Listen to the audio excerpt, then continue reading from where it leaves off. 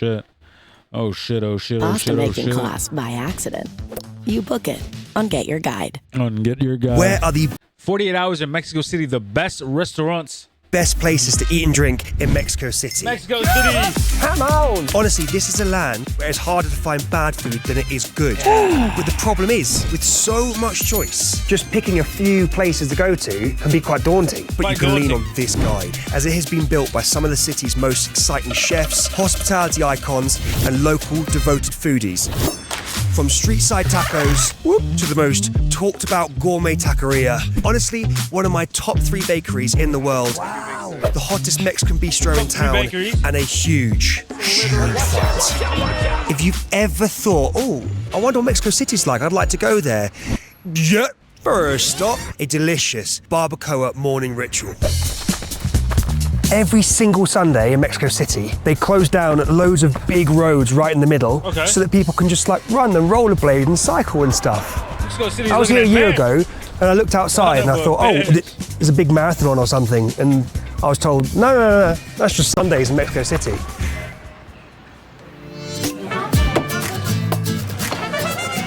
Okay, this is El Hidalgo Guense. El Hidalgo Guense. Oh, look at them just pulling the bones out. That's the money shot. And they're really known for their authentic Hidalgo barbacoa. Barbacoa, you know, barbacoa is Oh, yes. This place is only open on the weekends. It sells out on a Sunday, so we're here early, 10 a.m. So to eat here, you either queue up, they're open from 7 a.m, or you can make a reservation. Okay, they're ready for us. So the meat is slow cooked in agave leaves. The agave leaves get a bit of flavour, but trap in all that moisture. It doesn't just look moist, it looks wet. That looks like one good meal, my friends. The guy there is chopping it all up. It's just, picks up more agave leaves and just reveals layers upon layers of lamb. These guys are based in Hidalgo. They live there during the week and they cook all the lamb in these pits. Keep it all in the agave leaves and bring it into the centre of town to serve it on Friday, Saturday and Sunday. How would you like to play a game of Does Doug Eat with either worms or escamoles, which are ant eggs? Interestingly, ant eggs are far bigger than ants. Don't really understand how that works. Maybe there's a bunch that come out the egg. I've ordered us some strawberry and guava. This is delicious. Wow. You'd like to try the insects? Yes. Does Doug eat crickets? Am I eating the crickets? Yeah, why not? Oh, you lick your lips though. Insects are readily available. They are very high in protein, very low in fat. They look stunning. But apparently here, the crickets are very good. And they're sort of fried off in garlic and chili. Served with some guacamole. Starts off really barbecuey. And you taste like the garlic and the chili and it's, so, oh wow, this is like a smoky barbecue flavour. Then you taste cricket. And then you go back into sort of chili and smoke meal protein. The area of Hidalgo, which is in Mexico City but further out, is famous for its barbacoa. Barbacoa, you kind of do get it everywhere, but Hidalgo has been doing it for the longest time. Wowee. We've gone for quarter pound because we don't want to fill up on barbacoa and not have enough room for our bugs. People have been queuing up all morning to get these. Some lamb. It's juicy, it's juicy. The sauces are perfect. I mean, it's wonderful. It is so smoky. We've also ordered some chorizo casero. It's Mexican chorizo. Good morning, Mexico City. That chorizo is brilliant. So that quarter pound of barbacoa was about 300 Mexican pesos. About 15 pounds. It's beautiful. You really do just taste meat and tortilla. So it's just this phenomenally juicy meat. Okay, so we've ticked off on our list Sunday barbacoa. We've done the ritual that we've never previously ever done before. One of the many great debates we have on Top Drawer is whether to cab or to walk. We've got to be in the next place in 20 minutes. It's a half an hour walk. But sets us behind. We want to walk because it looks good, morning light and everything, but these two cats will be filming everything. It won't be a 30-minute walk. It'll be an hour. 45-minute walk. Alrighty then. Doug, it's a payphone. You need to call your mum. Lately, it's been kinda I will call my mum. Lucho Martinez is one of the coolest chefs in the world. How are you? So you're kind of like Mr. Mexico City, really. This is his place, Martinez. That's also his place over there, Ultramanos. And this is also his very busy coffee shop, Cafe Tormenta. Oh, I like Where we that, are now I is like on the that. border of Roma Norte. Roma Norte is like one of the coolest neighborhoods in town. It has so many roads full of restaurants and cafes and boutiques. But when Lucho opened Martinez here, no one had a restaurant in this part. He took a risk, it paid off. Nice. What should we have? What's great? You should try the chicken, you should try the green salad, you should try the leeks. It's a very small menu. It's always been like a modern Mexican restaurant, so we're doing a lot of cuisine from Veracruz, or my take on Veracruz food. That's my home state. Lucho was saying that Martinez is inspired by the bistros of Europe, but Mexican produce, Mexican ways, Mexican team. It's their beef tartare served on toasted bread with a little béarnaise sauce. It's funny actually, of all the steak tartares I've had, I've never had one with béarnaise sauce. It really, really works. And these are smoked mussels with extra virgin olive oil and saffron aioli. That is a fun mouthful, I'll tell you. A couple of years ago, Michelin launched in Mexico City. Lucho did well. His restaurant got Michelin star, Martinez, Michelin guide, Ultramarinos, Michelin Bib Gourmand. Why do you think your spots are so popular in the city? I think it's because we take good care of people in both ways. Like we take care of the staff and we take care of our clientele. All the branding, all the design works, it's all done in-house. It's cool, isn't it? So, leeks with burrata cheese, hazelnuts, dates, and extra virgin olive oil. Now, it works. The leeks are being cooked but then chilled. So you still get that flaky, soft leek, but it's not hot, which means the burrata cheese doesn't melt, but you just have a lot of that burrata flavor. I like the sweet and savory things going on. Olive oil one camp, date in another camp, hazelnut in another camp. Lovely little spheres of gnocchi. Whoop-wee. Stop doing these fucking noises. Parmesan cheese, a little bit of lemon zest. Oh, that's fun. I don't like really dense gnocchi. You know, when you eat it, you're like, oh, Jesus, that gnocchi is light. Some of the lightest gnocchi I've ever had. Trying to find a reason to go to wrestling. Oh, you should go. Well, yeah, we want to go to wrestling, yeah. I have this guy, this is a gift I got this week. Oh. A signed mask. famous guy, La Parca. One of the kids that's doing a stash at M is really close to the thing. Oh, so really? if you want to go, Yes. I'll hook you up. I'll hook you up. That's a Sunday night thing. Let me call. Sunday night. Let me call. Today's Sunday. Oh, right, yeah. It's their very moist, tender chicken on Dijon mustard and chicken jus. Dijon A little mustard. serving suggestion of mashed potatoes, a little side salad. And this is a green salad here with candied pepita seeds. Pepita? Yes. Nice. I asked him many times because I like wasn't that sure what I was salad. hearing. Man, I like a And I nice realised I salad. just didn't know what pepita seed gonna was. lie. Come here, Dijon. Miguel's just giving me some Salad wiping is lovely. instructions. Miming there furiously going, Get it in. the skin is all light and crackly, almost like a Peking duck skin. The chicken jus makes it like a really rich chicken flavour. That is gorgeous. It's nice gravy. Let's in find there. out if I'm allergic to pepita seeds. Oh. Yeah? How long we gotta wait? Couple of minutes.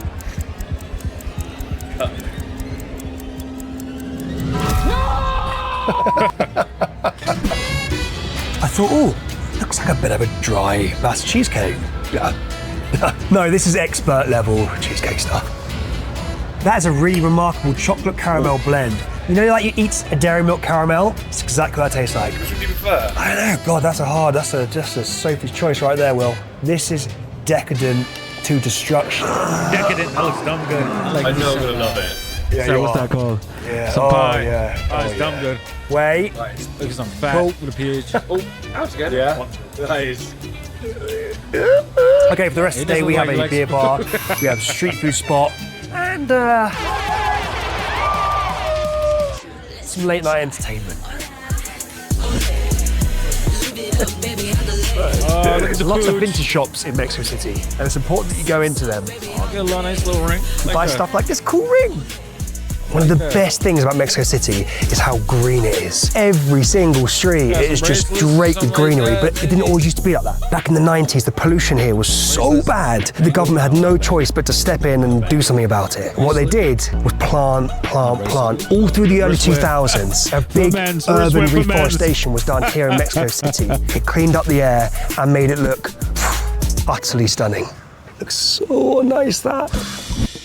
It's funny in Mexico City, you only have to walk a few blocks and you're in a totally different neighborhood. This is La Condesa, where there are lots of bars, a lot of Irish pubs, totally different neighborhood. This is La Condesa, where there are lots of bars, a lot of Irish pubs. If you fancy a black velvet, if you want a nice creative craft beer, come here. Tienda de Cerveza. This neighborhood is called Condesa. Así es. How would you describe Condesa to someone who didn't know Mexico City? Peaceful place with a lot of cool spots. I think the people have a lot of style, a lot of dogs, and I think that's really lovely. I think if you walk in all the streets, you're going to find different kind of places. I was dreaming up in my head what a tap room in Mexico City would look like. It would be this. Do you know what I mean? This is exactly what I think it looks like. This brewery started off in a neighborhood called Hercules. Where do you live? Hercules. That's fun. There's an old 19th century textile factory that closed down and was abandoned for like decades. These guys took it over and turned it into like a brewery, tap room. I mean, I'd love to go there because it looks pretty epic. They've opened a couple of bars here in Mexico City. This one's a cool one. We don't want to be filling up on the wrong calories in Mexico City, right? Because there's so much to eat. But Brenda kindly brought us over some sandwiches, which is very sweet. Taking a bite out of this sandwich, holy fuck. It's absolutely fire. It's got like a pistachio salsa in there. Big, thick mortadella with burrata or something. So much mayo. The sausage that we've just absolutely hoovered up was remarkable. Like a big, thick German sausage. Oh. Quite light and cheesy and juicy. Okay, Lucho has just messaged and said, guys, the late night entertainment is not going to be tonight. It's not on. It's going to be another night, later on in our journey. So that's fine. Doesn't mean it's not going to happen. It's just not going to happen this evening. Okay, so we've got a little bit longer to wait for that. We're back in Roma Norte on the cross of Oaxaca Avenue and Colima. But this little humble joint here, now, it's not necessarily food that's going to rock our world, kingdom come, but they are just very good street tacos and tortas. And that's the important thing, because lots of places do tacos. This guy does tacos with actual al pastor and tortas, which are big, crunchy, cheesy sandwiches. There are so many taco stands in Mexico City, but they do all have Google Map links. Well, not all of them, but many of them do, especially ones like this that have been here for ages and are open 24 hours. Okay, so we have chicharron, pastor, chorizo. Chicharron is pork skin. So you know, like the chicharron we had earlier, which was all the big crackling, the crispy stuffs. That's still chicharron. This is all just chicharron because it's like sort of pressed skin and pork fat that they chop up and cook on the grill. What a lifestyle Mexico City can provide. That is good eating. Oh well, something is volcanic, like fire. And now we're going for the al pastor. Gone really heavy with the orange salsa. I'm just sort of going to Splodgeville, basically. Oh yeah. So, but hey, maybe in our rule of things, it's not gonna be as powerful as the green. Let's hope not. Al pastor is marinated pork cooked on a spit. A smoky tomato flavor to it. I'm gonna go so far to say that the red salsa is always lighter. Green's like, ooh, I look just like guacamole. I'm so nice. Not all taco spots will have pastor. It's normally the biggest crowd pleaser, pastor. This right here is a torta. Mexican street food sandwich, crunchy white bread, filled with a mix of all the meat space it's got going on the grill, and cheese. You know, when you're a bit done with tacos, you want a different medium to put the same meat into your same mouth. Crunchy torta is what you need. For a little drink, we're going to Ladina Bar. So when you've had your tacos and your torta, you can just go bring around here to Ladina Bar. I've heard it described as a bartender's bar. It's nothing too fancy, nothing pretentious. In fact, it's one of the best value cocktail bars, at least in Roma Norte, but kind of Mexico City. Cheers, Agatha Christie. I mean, we're here on a Sunday night. It doesn't have the sort of vibe that makes your toes fizz, but it's a cool place to be anyway. It's a solid bar that's open every single night, has a big fat selection of mezcal and tequila. I like the under the radar, very consistent, very unfussy bars. When I'm traveling, those are the sort of place I'm looking out for. And I'm drinking a ranch water. Sometimes all you need in life is to sit at a bar, a drink in front of you, listen to rock music, like old American rock, like 1990s, 80s rock. I keep hearing rock music come out of my mouth and it sounds cringe as fuck. So I made a comment earlier about it being a bit quiet because it was a Sunday. No, it's because we were in there fucking early. Because now it's 9:30 and guess what, it's full.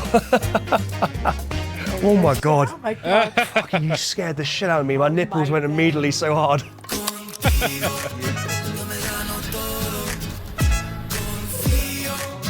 A2. Damn, they want him to a lot. Like, on, bro. Woo! Day This is the second day. two. Come to a little chilled neighborhood again. This is Mexico City. You don't have to travel very far for this place. Mane Patisserie. So Mane has been here for 6 years. Okay, is that correct? Yeah. No. I wasn't thinking about it. Okay. When we were doing our research, speaking to chefs and locals from Mexico City, the name Mane kept on coming up. At a glance, some of the baked stuff looks kind of like European stuff I know, but then you get a little closer and you're like, wait a second, you know, what's going on here? We try to make different kinds of pastries, but in all of them we try to integrate Mexican ingredients. Okay. They chose this area because they wanted to have a residential, like, neighborhood bakery, and they wanted the smell of their products to be their main advertising to people around. So Paco's from a state called Puebla. A disproportionate amount of good cooks and chefs come from there. I don't really know why, but food's a big deal there. Wow, that's a pint of hot chocolate. That's hot as fuck. It's very hot. It's almost like a bit fruity. The chocolate that we use, it's semi-bitter. We make it with water. Water, it's more the texture, you know what I mean? Yeah, it's exactly. That's how we used to drink it. At Mane, they have all the pastries. They also do breakfast dishes like nice. I like beans, chorizo, scrambled eggs, beans, avocado. nice I like scrambled eggs with breakfast chorizo where the beans, ratio is like chips. 50-50. This is chorizo heavy, my friend. Oh, with the beans. Conchas. Have you ever tried concha? Concha. It's a piece of brioche. Okay. And then on the top you're gonna get a crust made out of chocolate or made out of vanilla. It is a very well-known, very well-loved baked good here in Mexico. That's some very good brioche. Can I heavily recommend the horchata here? And we have two totopos dishes here. spread Fried right here. tortilla, not Nice. nachos like Doug keeps barking. The tomato and the cheese, and the heat from the chili, that is an odd breakfast dish, but I like it. As we know it. You're so right. The oddest breakfast dish going is a full English. It's normal to us, and we love it. It's fucking strange, really, when you actually think about it. The pastries are kind of how I remember pastries as a kid, not let's think about it. The pastries are bro, what's going on here, son? kind of how I remember pastries as a kid, not necessarily the new wave of glossy lamination that's all over Instagram. But it's that kind of flaky, dusted, Hanadana style of pastries, but in their Mexican way. It's cute, I like it. Mexico City is mad. All year round, basically, the weather is kind of similar. They have a rainy season, but the weather is effectively springtime all the time. Always quite chilly in the mornings, gets warm later in the day. Very difficult to dress.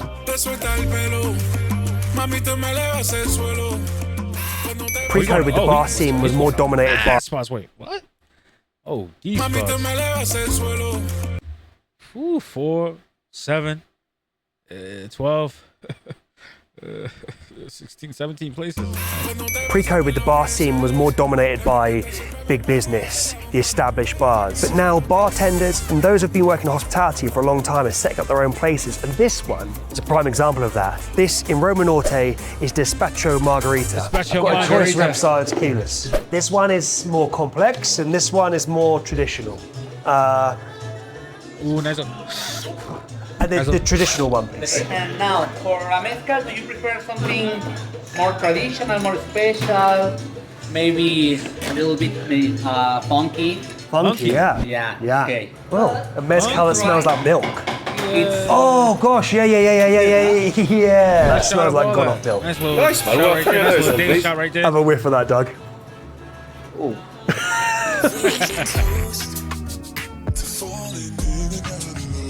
Dude, I'm sorry. what do you think? That is strong. horrible. So different, huh? Very strong, huh? I like that. 3 for you.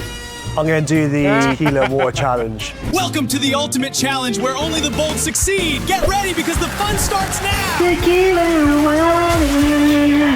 Got 3 shots, 2 of them are going to be water, 1 of them's going to be tequila. You've got to work out which is the tequila, okay? I've mixed these up, so I don't know what order they're. 1 of them's going to be tequila. You've got to work out which is the tequila, okay? I've mixed. Take a little look right there real quick. Let me see. So right here we got the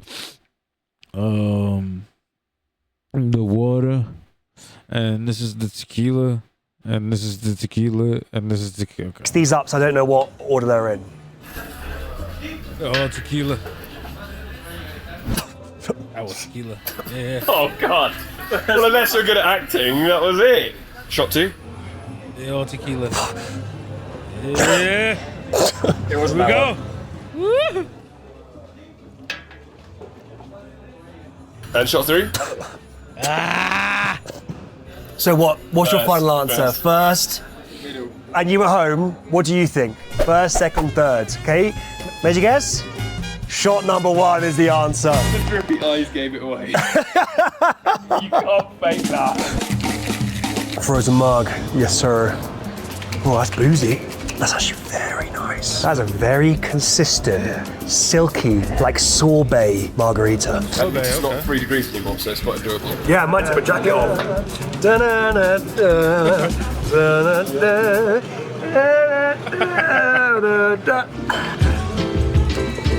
We walked in, he went, oh, I've got these frozen cocktail things, and we were like, yeah. Had our normal drinks, and then he came out and gave us some frozen cocktails anyway, because I think he was like, honestly, I'm not fucking around, they're really, really good, and he was right, we were wrong. Once you've tried the frozen cocktails, you don't want to go back to the non-frozen ones, they're boring. Yeah. It's just everything you want a frozen cocktail to be, but it usually isn't. You know what I mean? Now it's Doug's turn.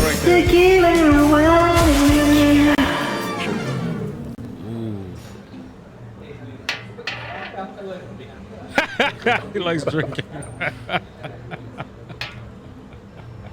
Oh, rapid fire. Like 150% hair there. I can't even see the reactions. Yeah. What are you going for? Well, I can't believe he's not saying anything. Because 2 of them are tequila. Yeah, they were, you fucker. I knew you fucker. He's drunk. Oh, that is good.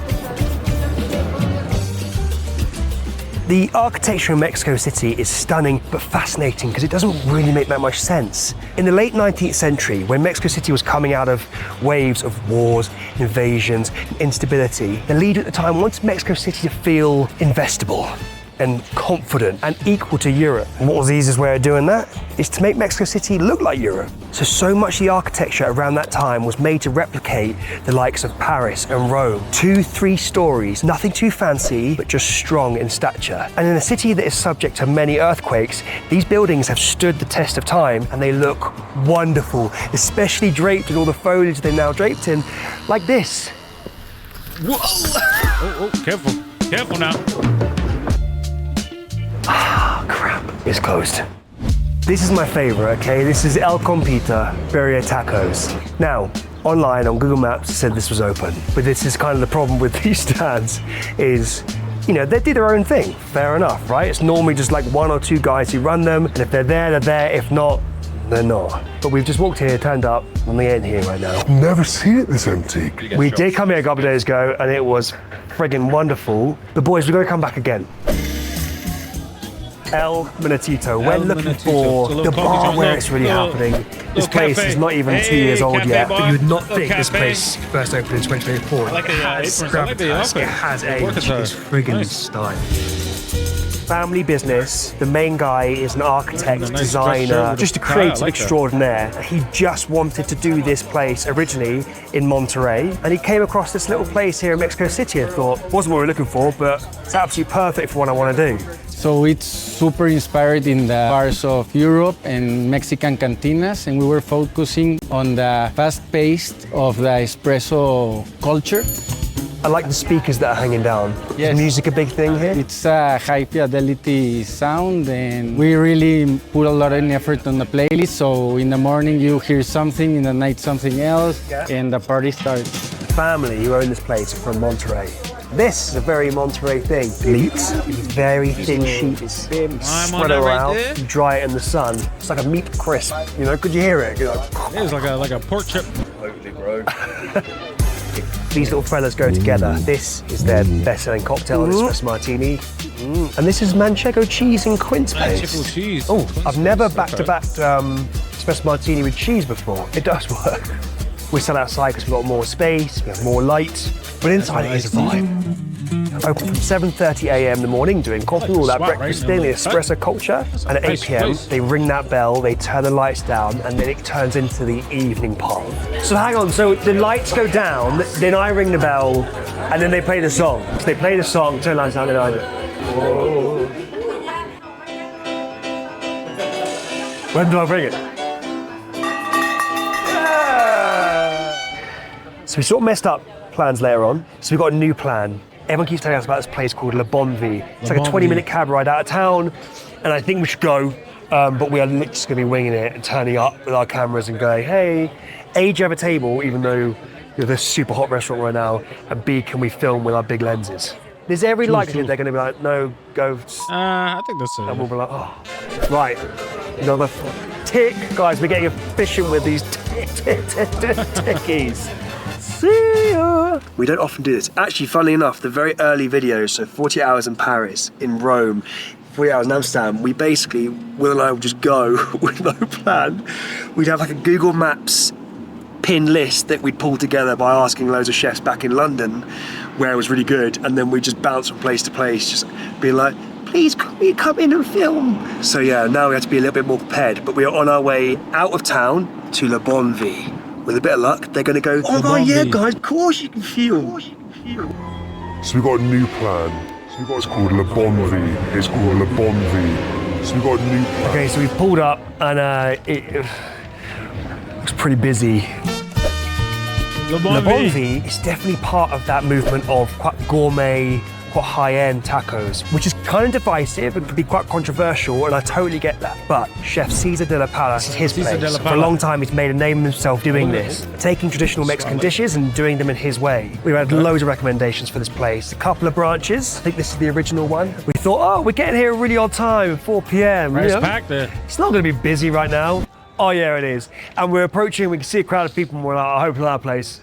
Oh wait, it is that place. This is the sort of essential dish that everyone kicks off with. It looks like a watermelon salad. This is spicy tuna tostada from guacamole with like a spicy mayo. Yeah. Yesterday, when we were at that street corner, all the tacos we had and the tortas cost a total of 150 pesos. One of these is like 130 pesos.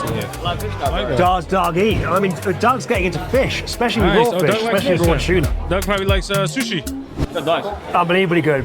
You gonna go for another bite? Yeah. Perfect. So on the trombo over there, going around, like you have al pastor, but this is black Angus beef.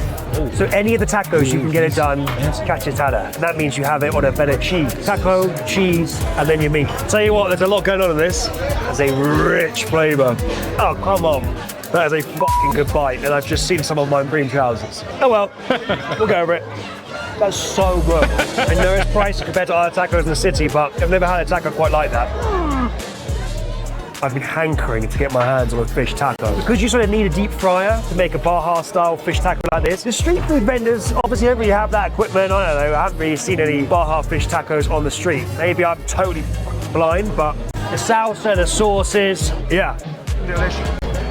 Cajeta tres leches cake. This is a very Latin American cake. Sponge soaked in leche is milk 3 ways. Condensed milk, evaporated milk, and whole milk. We've seen it a couple of times. We're like, we've got to have that cake.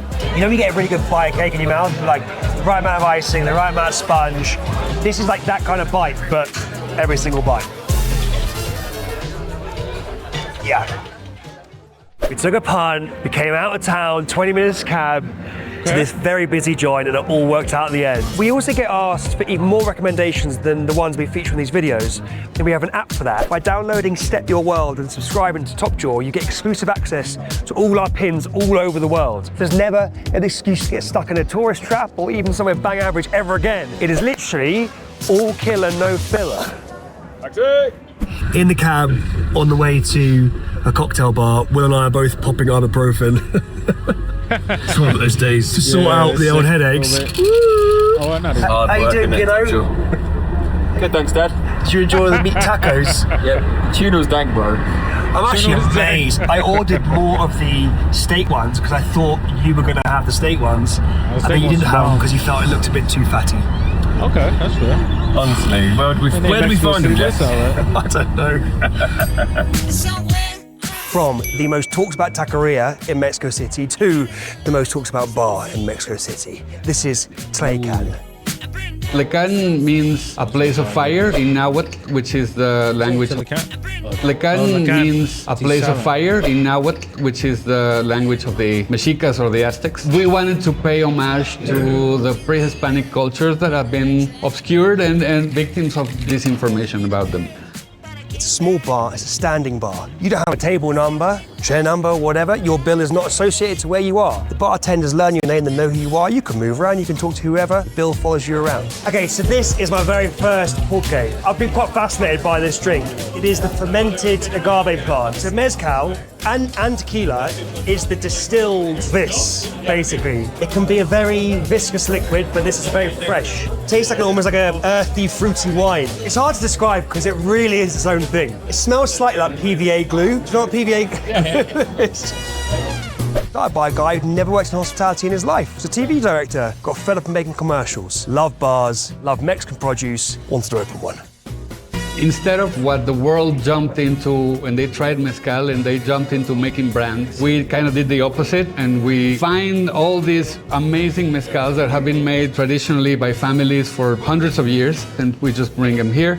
And the brand is the producers. Okay, we've got a little flight mezcal. This one here is a smoky mezcal from Sonora. Oh, but how alcoholic is that? Because that, I mean, I could just... These are all above 47%. All of them. All above 47.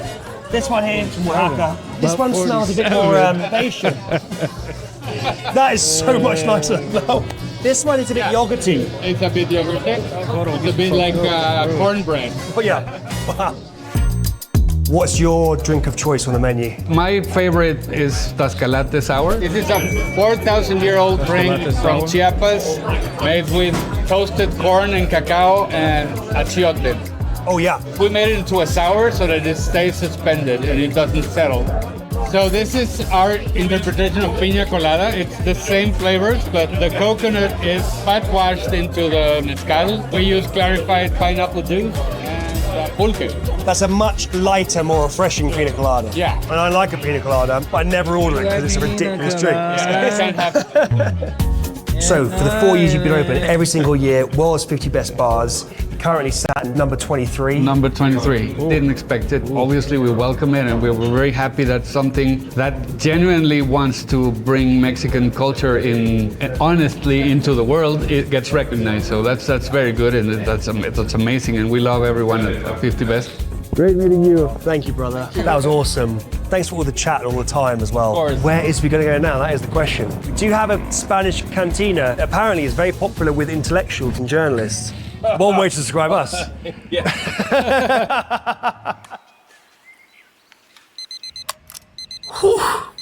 Good morning. We're going to go for a little team run this morning. It's the first time, it'll be the first time ever that Doug, Will and I have all run together. Because we're like 2,500 metres above sea level here, it's actually quite... The air is thin. It can surprise you how much that affects you when you're running. Last day in paradise today, boys. And we is off. Will wanted to do his own run. His little grandpa trot. Let's hit the cafe real quick. Whew. I have no idea where we're going. I do.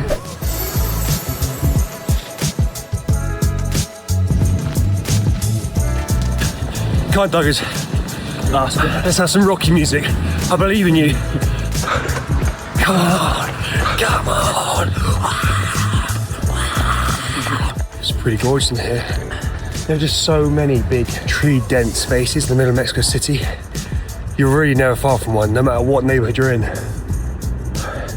It's gorgeous. Where's Doug? Oh, yeah. That thin air will get you. Yeah. You have no idea how much of a difference it makes until you're running through it, and it's just... Woo, it's like breathing through a fist. Yikes. Good morning, how was your run? Did you get very far? Why would you say that? So this is Panaderia Rosetta. Panaderia Rosetta. In 2010, a woman called Elena Regadas opened a restaurant, Italian restaurant. It was really popular, did really well, but everyone was talking about her baked goods, her pastries and her bread. people wanted to buy the bread after they had the meal. And you weren't set up for that? I was, but then people started to arrive like at 9 a.m. to knock at the door to see if the bread was ready. But the bread was for the restaurant. And I always wanted to open a bakery because I love to bake and I love to eat bread. 2 years later, she opened this place just to further showcase those things. But it's widely regarded as one of the most iconic bakeries in the entire world. So why do people love it so much? It's a mix of a bakery. It's not a traditional bakery, but it has traditional pan dulce, but also it has croissants and pan au chocolat, and the more classic European sweetbread. It's embarrassing when someone you've just met tells you to stop licking your lips. Don't wet them with your tongue. I know, that's what I've been doing. No, I've seen. I know. And that makes them more dry. Oh no, you watched me do it. I'm just sat here licking my lips. I love tarragon. Tarragon's one of my favourite herbs. Just came out of the oven. Wow. Tarragon in a sweet pastry. That's novel. Intense tarragon, giving you the aniseed and just the right sweetness. Crunch on the outside, butter rich. Now, I don't like throwing this sort of hyperbole around that much, but this tarragon pastry has got to be one of the best pastries I've ever had. And then we do like sourdoughs, but made of amaranth and corn, cereals that are more like a Mexican flavor. Amaranth pan au chocolat. Amaranth is like quite a fragrant aromatic seed or grain, aka pigweed. I like it when pastries look too good to eat, The amaranth gives it this like gritty, stony earthiness, but then you get that like sweet chocolate, bam, bam, bam, bam, bam, through all the lamination, like Superman reading a book. This is the guava pastry. I think this was the one that Elena was saying was like the best seller by far. So you have this really rich, like warm fruit on like a creamy undersauce. I mean, this place makes a mockery of 99% of bakeries out there. And they're doing it on a big scale. They've got all these people eating here outside, all in there. And she's so chill and lovely. And she was introducing us to her team, and they're all chill and lovely. And it's like, Mexico City is not a stressful place. And I feel like if you tried to run a business here in a stressful way, it wouldn't work very well. But honestly, it's because we love sweetbread in Mexico. We have sweet tooth. Pan dulce is what gets us together in the morning, but also in the afternoon, even at night. Instead of going to the pub and have a beer, we have a hot chocolate and have a concha. Okay. This is one of the most classic Mexican baked goods there is. It's called a concha, a big ball Mexican sweetbread. Conchas look dry and they look less appealing maybe than other things that are stuffed with cream or icing or fruit, but there's something very Moorish about concha. My lips have left the chat. How's your lips? I just put Vaseline on them. Looking a bit sore. Mine are good. Yeah? Yeah. Why are mine so much worse? How are your knees? What have you seen? Yesterday, it was closed, but today it is alive. A year ago, I asked Lucho to take me to his favorite taco spot, street food stand, and he brought me to this one here. This is El Compita. I love it so much. El Compita. I actually don't know where the birria tacos can get better, And also, we are in the Roma Norte region, which is where we're staying, which is convenient. Davis also has a rap career going on, all in Spanish. Fortunately, Instagram gives you little subtitles, so I can follow along. What the lyrics about, generally? All sorts. Siento llamándome. Cuidado que me excito cuando bailas despacito. I like the booty tsunami one. Oh. Tres quesadilla, por favor. Este de compita especial. It's two toast and cheese, meat, double, maybe beef. Okay. You want to give that a whirl? Oh, banana. Yeah. Uno compita especial. Thank you very much. So this is the consomme, right? They skim off like the fatty oil that collects at the top, and then they use that to then dunk the tortillas in before they put it on the hot plate. And they're not just using... Oh my goodness. Look at that, boys. Quesadilla, slow-cooked beef, cheese, consomme. It just, oh yeah. This is one of the best bites I think you can have in Mexico City. Each one of these costs about £1.50, £1.60. There's like 10 menu items. They're basically all the same thing, just in slightly different formats. Like this is the El Compita Special. Effectively 2 tostadas sandwiching a lot of birria queso beans. Oh my God. Love it. There's hundreds, if not thousands, of taco stands in Mexico City, but for some reason this one really has my heart. Soho House. Okay. Ooh. Cheers, bro. Nice. This place is nice. I like this. So this is quite a mad one. Famously, Soho House does not let anybody take photos, video, anything. You have to cover your phone. I mean, that's the coaster. We roast them and we're like, the property in Mexico City is so unbelievable. Pool's incredible, it's right in the center. Can we film it? And they were like, yeah, sure, guys. This was originally a government residence, and a couple bought it to store their art collection in. I mean, that is big money moves. Later, Soho House took it over. It's been here for a couple of years. Let's go have a look inside.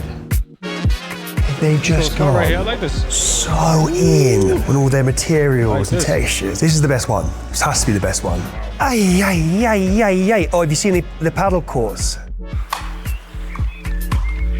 Not many places in the world where this would work. Open air gym, pickleball and paddle.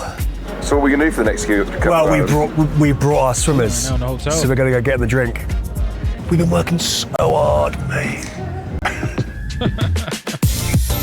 If, like us, you wanted to go to Conchmar, but you left it a little bit too late to book, we have an under-the-radar seafood taco spot for you. This is Talle Xolotl. Probably poorly pronounced, but there you go. Two chefs, Alberto and Felicitas, came together to open this little neighborhood spot. Because they specialize in seafood, we're going to stick to those dishes, but they do have things like chorizo and carnitas, so meat eaters, you is fine. This is their garlic fish one. Their sort of catch of the day. I'm not actually sure what fish it is. My Spanish is limited. These are in order of spiciness. Habanero chili, muy picante. I'm gonna start a little bit lightweight. Each restaurant you go to seems to have their own style of tortilla. That's awesome. I tell you what, that sauce is quite spicy.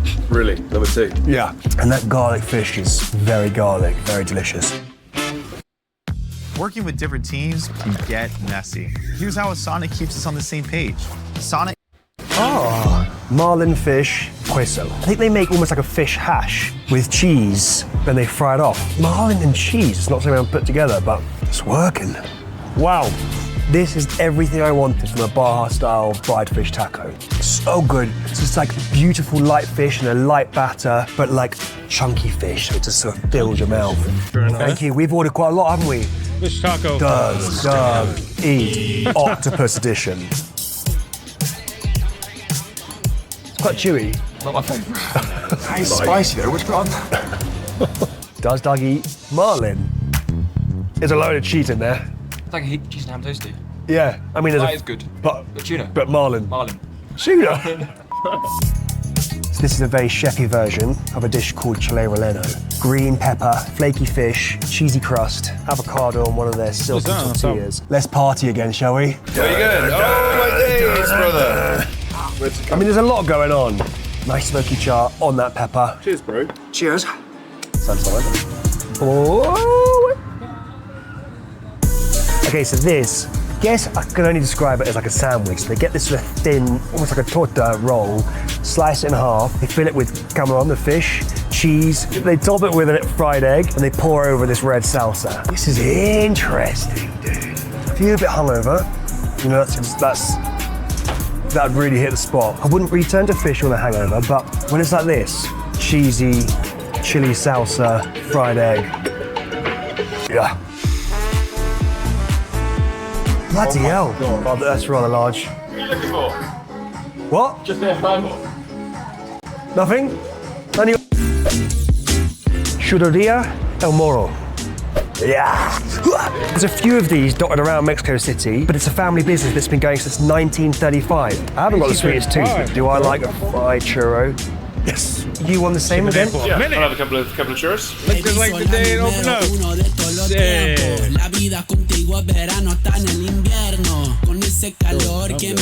Bro, did you order it up?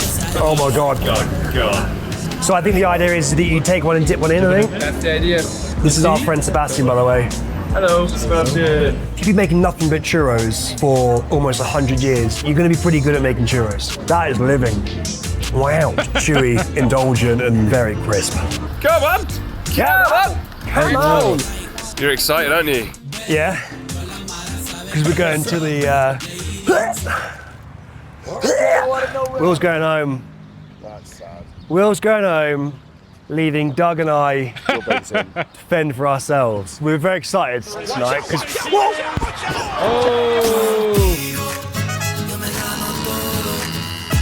What do you think? Should we get a mask? Nah. God! He's also.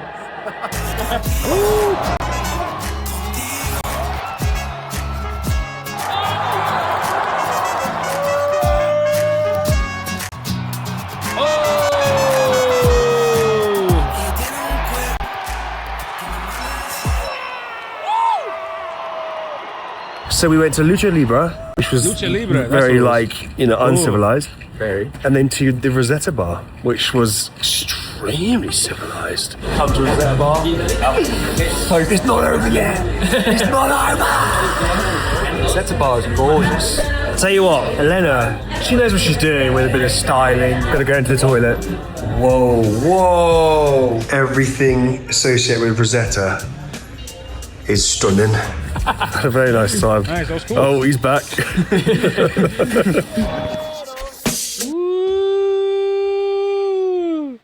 El Moro.